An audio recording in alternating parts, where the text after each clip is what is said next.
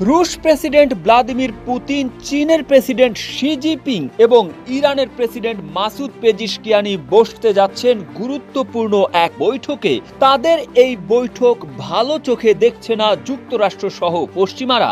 আর Israel তো উদ্বিগ্ন এই বৈঠকে কি সিদ্ধান্ত গ্রহণ করে। শক্তিশালী তিন দেশ রাশিয়া, চীন এবং ইরান এমন এক সময়ে বৈঠকে বসতে যাচ্ছেন যখন যুক্তরাষ্ট্রের প্রত্যক্ষ মদদে ফিলিস্তিনের গাজা এবং লেবাননে বর্বর হামলা চালাচ্ছে দখলদার ইসরায়েল। আর ইরান সহ পুরো মধ্যপ্রাচ্য যুদ্ধ জড়িয়ে পড়তে পারে ইসরায়েল এবং যুক্তরাষ্ট্রের বিরুদ্ধে। অন্যদিকে রুশ সেনারা লড়ছে ইউক্রেনে, আর তাইওয়ান প্রণালীতে চীনের যুদ্ধ শুরু এখন সময়ের ব্যাপার মাত্র। আর এই সব যুদ্ধের উস্কানিদাতাই যুক্তরাষ্ট্র। সবকিছু মিলিয়ে পুতিন, শি জিনপিং এবং পেজিশকিয়ানি কি তবে সম্ভাব্য মহাযুদ্ধের প্রস্তুতি নিতেই বৈঠকে বসছেন? অবিরাম শীতল বাতাসের নিশ্চয়তা নিয়ে এলো blink fan relax. Blink fan, বাতাস অবিরাম। তবে ইতিমধ্যেই একটা বিষয় প্রতীয়মান হচ্ছে, শক্তিশালী এই তিন নেতার সাক্ষাৎ হয়তো পাল্টে দেবে মধ্যপ্রাচ্য দখল নিয়ে পশ্চিমা এবং ইসরায়েলের সব জল্পনা কল্পনা।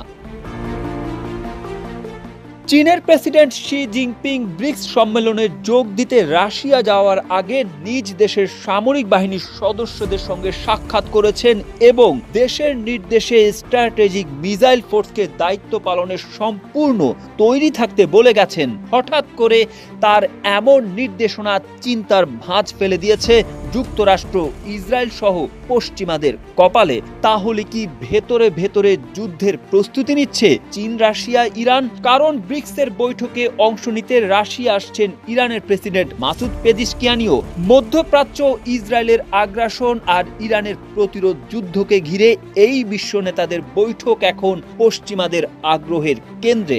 রুশ প্রেসিডেন্ট তো বলেই দিয়েছেন, আন্তর্জাতিক পরিসরে আমরা ইরান সক্রিয়ভাবে কাঁধে কাঁধ মিলিয়ে অংশগ্রহণ করি। ইরান রাশিয়ার সম্পর্ক যে পশ্চিমাদের চক্ষুশূল তা বোঝা যায়। আর এই চক্ষুশূলের মাঝেই গত কিছুদিন আগে পেজিশকিয়ানিকে আনুষ্ঠানিক সফরে আমন্ত্রণ জানিয়েছিল পুতিন এবং তা গ্রহণও করেছিল ইরানি প্রেসিডেন্ট।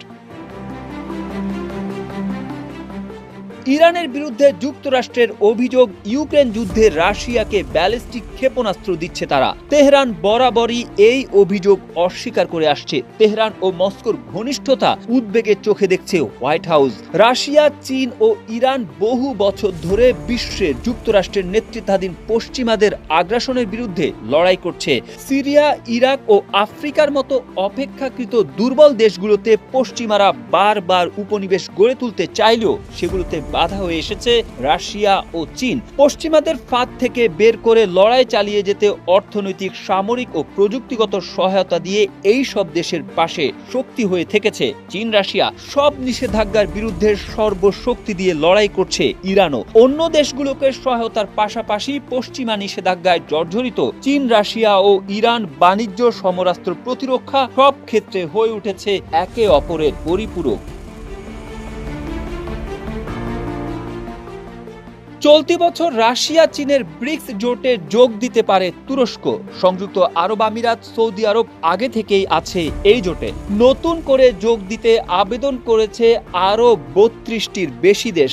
রুশ প্রেসিডেন্ট পুতিন জানিয়েছেন, আগ্রাসন নয় বরং সহযোগিতামূলক সম্পর্কের জন্যই ব্রিক্সের সদস্য বাড়ছে। যুক্তরাষ্ট্র ও পশ্চিমাদের বিরুদ্ধে মতামত তুলে ধরতে আরও দেশ সংগঠনটিতে যোগ দিতে আগ্রহ জানাচ্ছে।